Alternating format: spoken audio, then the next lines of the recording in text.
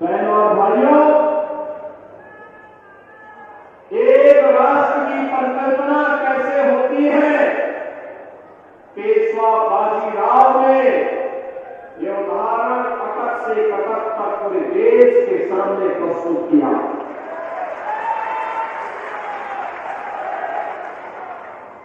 दुनिया का सबसे बड़ा सामाजिक संगठन कैसे चलता है? महाराष्ट्र की नागपुर की धरती पर ही 1925 में राष्ट्रीय स्वयंसेवक संघ ने दुनिया के सबसे बड़े सामाजिक संगठन के रूप में अपने आप को स्थापित करके साबित किया। एक देश, एक विधान और सब समान, इस भाव को देने वाले बाबा साहब डॉक्टर भीमराव अंबेडकर भी इसी महाराष्ट्र की धरती की देन है। ऐसी पावन धरा को कौन ऐसा भारतीय होगा जो श्रद्धा भाव के साथ नमन न करना चाहता होगा। और इसीलिए महाराष्ट्र के आप सभी बहनों और भाइयों को मैं सादर अभिवादन करने के लिए आज अकोला में आया हूं, आपसे निवेदन करने के लिए। बहनों और भाइयों, चुनाव अनेक होते हैं। भारत के लोकतंत्र में आप सबको कभी विधानसभा का, कभी लोकसभा का चुनाव करना होता है, कभी स्थानीय निकायों के चुनाव करने होते हैं। परिणाम भी आते हैं, लेकिन कुछ चुनाव महत्वपूर्ण हो जाते हैं, देश के भाग्य के लिए बनाने वाले हो जाते हैं, देश के भाग्य को बिगाड़ने वाले होते हैं। 1946 में भी एक चुनाव ऐसा हुआ था जिसने भारत के भाग्य को बदल दिया था, भारत के भाग्य को दुर्भाग्य में बदल दिया था, भारत का दुर्भाग्यपूर्ण विभाजन हुआ था। तब कांग्रेस सत्ता के प्रति अति लिप्सा में देशवासियों के साथ धोखा कर दी, मुस्लिम लीग के चंगुल में फंस गई और उसके बाद जो कुछ हुआ वो सबके सामने, लाखों हिंदू कटे थे। देश का दुर्भाग्यपूर्ण विभाजन हुआ था।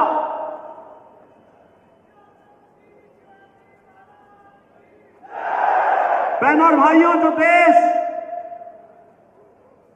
सृष्टि के प्रारंभ से एक भारत था,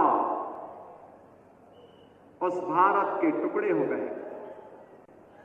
लेकिन जो स्वतंत्र भारत हुआ, ब्रिटिशर उसको भी अनेक भागों में बांटना चाहते थे, लेकिन भारत माता के महान सपूत लौह पुरुष सरदार वल्लभ भाई पटेल की युक्ति के कारण अखंड भारत को आज जो स्वरूप हम देख रहे हैं, इसके शिल्पी सरदार वल्लभ भाई पटेल हैं।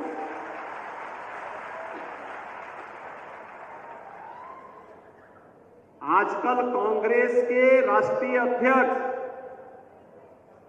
श्री मल्लिकार्जुन खड़गे जी अनावश्यक रूप से मेरे ऊपर लाल पीले हो रहे हैं, गुस्से में हैं। खड़गे जी, मेरे ऊपर गुस्सा मत करिए, मैं तो आपकी उम्र का सम्मान करता हूं।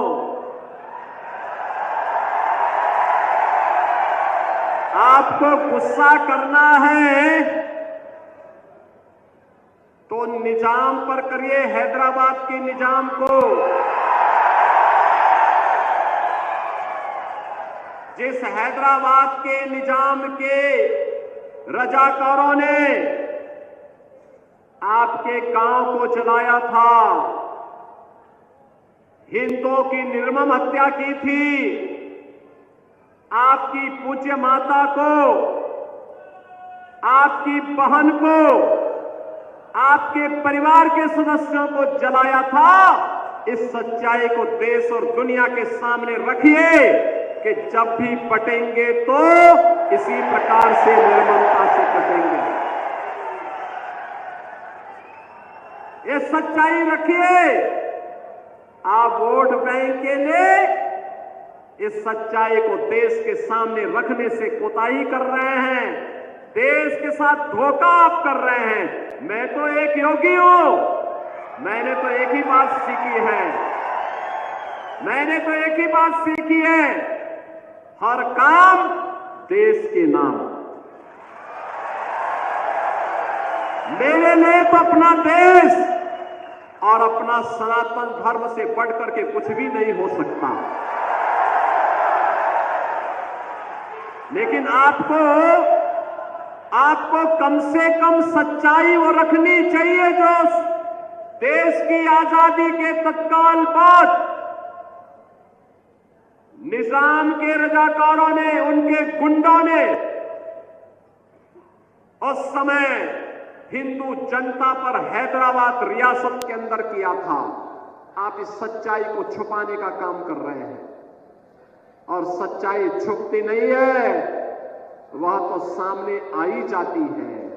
और सच्चाई यही थी कि निजाम के अत्याचारों पर आप पर्दा डालने का काम कर रहे हैं। मैंने तो इसीलिए कहा था,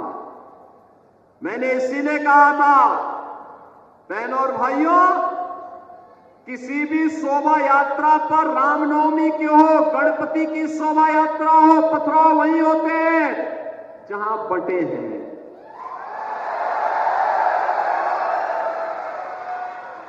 अत्याचार वहीं होते हैं जहां बटे हैं, और जहां बटे हैं वहीं कटे भी हैं। ये नया भारत है, अब नया भारत, नया भारत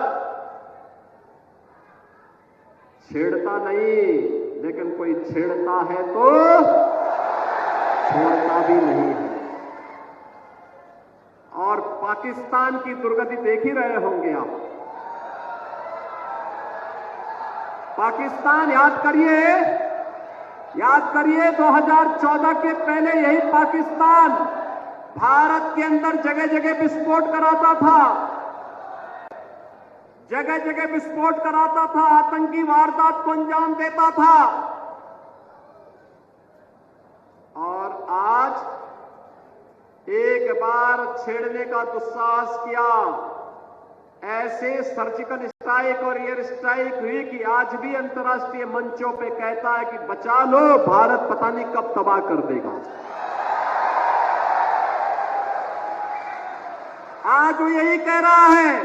और तो और याद करिए, एक तरफ भारत है, मोदी जी के नेतृत्व में 80 करोड़ लोगों को 4.5 वर्ष से फ्री में राशन, और दूसरी तरफ पाकिस्तान है, 1 जून रोटी के लिए, एक टुकड़ा रोटी के लिए वहां छीना झपटी चल रही है, लोग भूखों मर रहे हैं। बहनों और भाइयों, इसीलिए कहने के लिए आया हूं, ये नया भारत है, छेड़ता नहीं, लेकिन कोई छेड़ेगा तो उसको छोड़ता भी नहीं है। सीमाएं सुरक्षित हैं। इंफ्रास्ट्रक्चर के लिए नए नए कार्य हो रहे हैं। Highway, world class highway, railway, metro, AIIMS, IIT, IIM, 1 district 1 medical college, हर घर नल की योजना, और गरीबों के लिए भी। याद करिए, कांग्रेस के समय में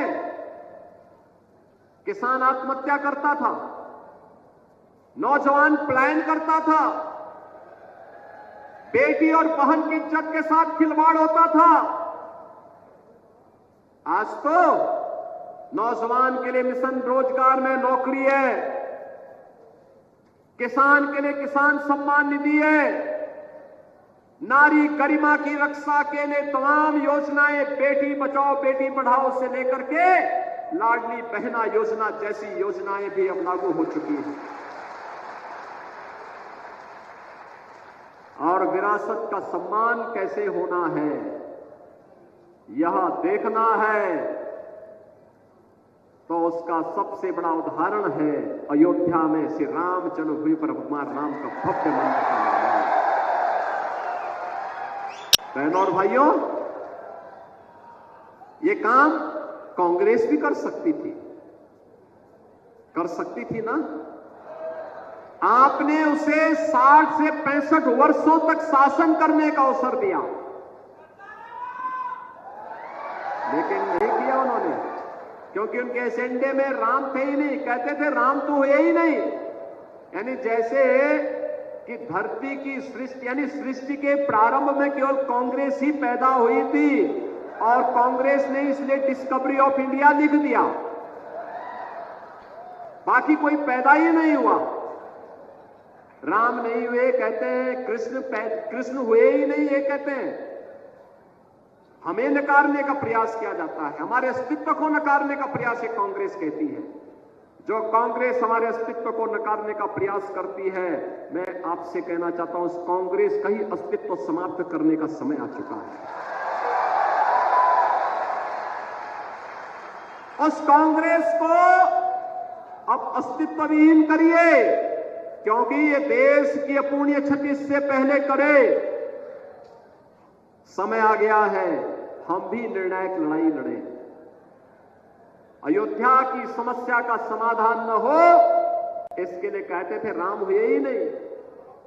आप याद करिए, 14 में मोदी जी देश के प्रधानमंत्री बने, 17 में मुझे उत्तर प्रदेश का मुख्यमंत्री बनाया गया और 2 वर्ष में उत्तर प्रदेश की समस्या, अयोध्या की समस्या का समाधान मात्र 2 वर्ष में। 500 वर्षों की समस्या का समाधान डबल इंजन की सरकार ने 2 वर्ष के अंदर किया। और बहनों और भाइयों, डबल इंजन सरकार का यही लाभ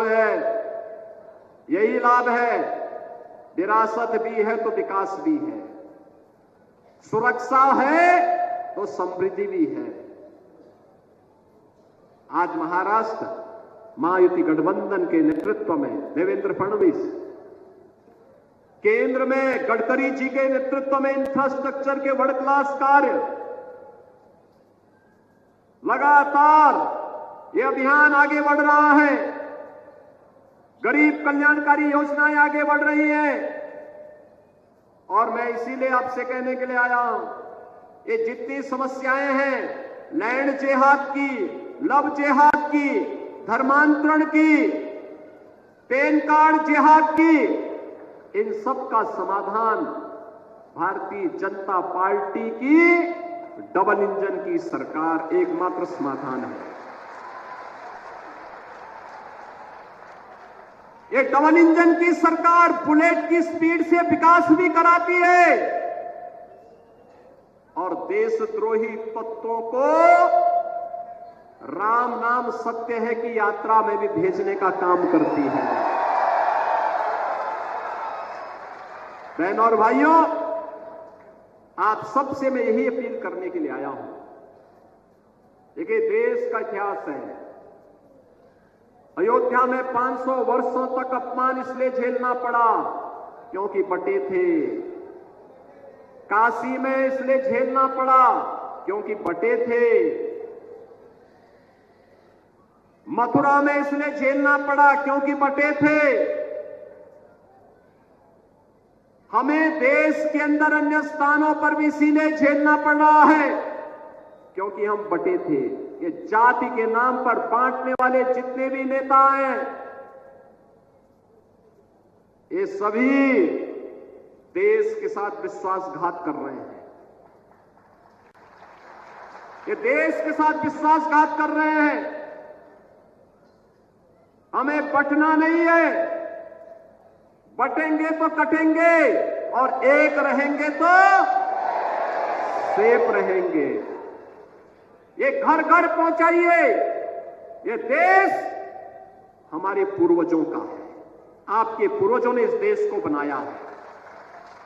ये देश किसी पार्टी की बपोती नहीं है। इस देश के लिए आपके पूर्वजों ने अपना लहू बहाया है और इसलिए भारत की एकता और अखंडता को किसी को हमें चोट नहीं पहुंचाने देनी है। इसी के लिए मैं आह्वान करने के लिए आया हूं। ये चुनाव हमारे लिए भारत की अस्मिता और अस्तित्व को बचाने की लड़ाई का हिस्सा है, क्योंकि अगर ये महाअघाड़ी गठबंधन कांग्रेस के नेतृत्व में आता है तो बहनों और भाइयों, ये महाअगाड़ी गठबंधन का मतलब ये महाअगाड़ी नहीं, महाअनाड़ी है। ये राष्ट्र के साथ धोखा देगा, वोट बैंक के लिए लब जिहाद को बढ़ावा देगा, लैंड जिहाद को बढ़ावा देगा, अराजकता को बढ़ावा देगा, गणपति की शोभा यात्रा पर पथराव करवाएगा, रामनवमी के जुलूसों पर हमला करवाएगा। या नहीं चल सकता है। स्वतंत्र भारत इसको स्वीकार करने को तैयार नहीं है। मोदी जी ने तो हमको एक ही बात कही, सबका साथ और सबका विकास का। विकास सबका, सुरक्षा भी सबको, लेकिन तुष्टीकरण किसी का नहीं। तुष्टीकरण किसी का नहीं। तुष्टीकरण से देश नहीं चलेगा। यह देश जब संतुष्टीकरण पर कार्य कर रहा है, सबका साथ और सबके विकास के साथ, तो फिर कैसे तुष्टीकरण? भारत का कानून सब पे लागू हो। अगर कोई भारत के अंदर रह करके पाकिस्तान का झंडा लहराने का काम करेगा तो उसको पाकिस्तान ही भेज देना चाहिए, हिंदुस्तान से उसको बाहर ही कर देना चाहिए। बहनों और भाइयों, ये स्वीकार्य नहीं होना चाहिए। भारत के अंदर रह करके भारत को गाली दोगे, भारत माता के प्रति अपशब्दों का प्रयोग करोगे, भारत के दैवीय महापुरुषों के प्रति अपमानजनक टिप्पणी करोगे, तो यह किसी भी स्थिति में स्वीकार्य नहीं, किसी भी स्थिति में स्वीकार्य नहीं। आप चाहेंगे तो इनको भी, जो भारत की एकता और अखंडता को चुनौती देते हैं, भारत के महापुरुषों का अपमान करते हैं, भारत माता के प्रति अपशब्दों का प्रयोग करते हैं, इनको भी उसी यात्रा पर भेजने की तैयारी करेंगे जिसके हकदार होंगे। और इसलिए बहनों और भाइयों, हम सब आपसे कहने के लिए आए हैं। आज मैं आप सबसे यही कहने के लिए आया हूं कि महायुति गठबंधन का भारतीय जनता पार्टी के नेतृत्व की सरकार महाराष्ट्र के अंदर बनने की आवश्यकता है। डबल इंजन की सरकार में ताकत होती है, सुरक्षा भी है तो विकास भी है। उत्तर प्रदेश के अंदर डबल इंजन की सरकार है, उसका लाभ है। अयोध्या की समस्या का भी समाधान हो गया और वहां पे जितने दुर्दांत माफिया थे, ये सबको भी आज जहन्नुम की यात्रा में भेज दिया गया। आज उनके लिए धरती माता के अंदर कोई जगह नहीं है। उनके लिए जहां जगह होनी चाहिए थी वहां चले गए। वहां पर बेटी और बहन दोनों सुरक्षित है। वहां लब जिहाद भी नहीं है, लैंड जिहाद भी नहीं है। वहां पर 25 करोड़ की आबादी यूपी की, कोई दंगा नहीं, नो दंगा, no curfew, no curfew, no दंगा, और यूपी में है सब चंगा। और बहनों और भाइयों, इसीलिए मैं आपसे कहने के लिए आया हूं। आप में से अंकोला से कितने लोग अयोध्या गए? रामलला के विराजमान होने के बाद अभी कम लोग गए। और मैं यहां पर श्री संजय भाऊ धोत्रे से, श्री रणवीर भाऊ सावरकर से, श्री विजय भाऊ अग्रवाल जी से, श्री बसंत खंडेलवाल जी से और बलराम जी सिरस्कार जी से कहूंगा कि चुनाव के बाद ट्रेन बुक करवाइए और यहां की जनता जनार्दन को लेकर अयोध्या और प्रयागराज आइए। प्रयागराज में 2025 में भव्य और दिव्य कुंभ भी होने जा रहा है। महाकुंभ का आयोजन होने जा रहा है, भव्य और दिव्य कुंभ। संजय धोत्रे जी 19 के कुंभ में गए थे। स्वच्छता, सुव्यवस्था और सुरक्षा का जो मानक प्रयागराज कुंभ ने गढ़ा था, यूनेस्को ने भी माना था कि मानवता का मूर्त सांस्कृतिक धरोहर है। 24 करोड़ श्रद्धालु आए थे। और बहनों और भाइयों, प्रयागराज कुंभ में इस बार 13 जनवरी से शुरू हो रहा है, 26 फरवरी तक आयोजन होगा। 40 करोड़ श्रद्धालु आएंगे। पूरी तैयारियां चल रही हैं और मैं आमंत्रित करता हूं महाराष्ट्र को, अकोला के आप सभी बहनों और भाइयों को सनातन धर्म के सबसे बड़े समागम में आप भी भागीदार बनिए। प्रयागराज में गंगा यमुना मां सरस्वती के संगम पर स्नान करिए, पुण्य के भागीदार भी बनिए और 500 वर्षों के बाद प्रभु श्री रामलला अपने स्वयं की जन्मभूमि पर फिर से विराजमान हुए हैं। नई अयोध्या का भी दर्शन करिए। और इसीलिए आप सबसे मेरी अपील है, खास तौर पर अकोला पश्चिम में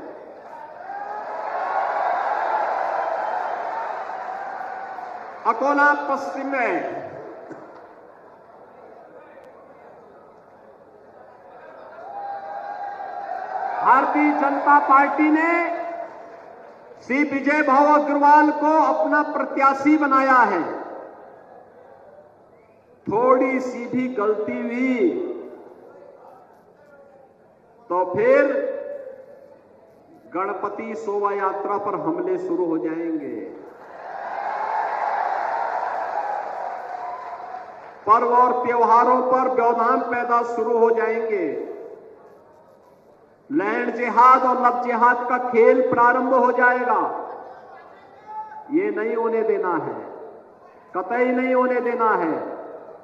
बंटना नहीं है, एक रहना है, एक रहना है और सेफ रहना है। एक रहेंगे,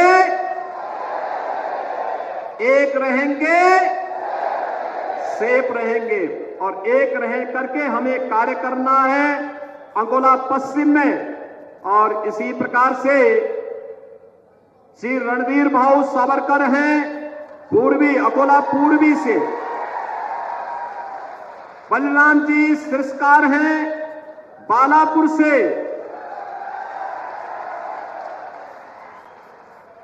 ये जितने भी हमारे प्रत्याशी हैं, इन सभी को महाराष्ट्र विधानसभा चुनाव में आपका आशीर्वाद प्राप्त होगा। सभी लोग आशीर्वाद देंगे। दोनों हाथ उठा करके मुझे बताओ, आश्वस्त करो। सभी लोग अपना आशीर्वाद देंगे। सभी लोग तैयार हैं? मेरे साथ फिर बोलेंगे, भारत माता की, भारत माता की, भारत माता की, छत्रपति शिवाजी महाराज की, छत्रपति शिवाजी महाराज की जय श्री राम, जय जय श्री राम।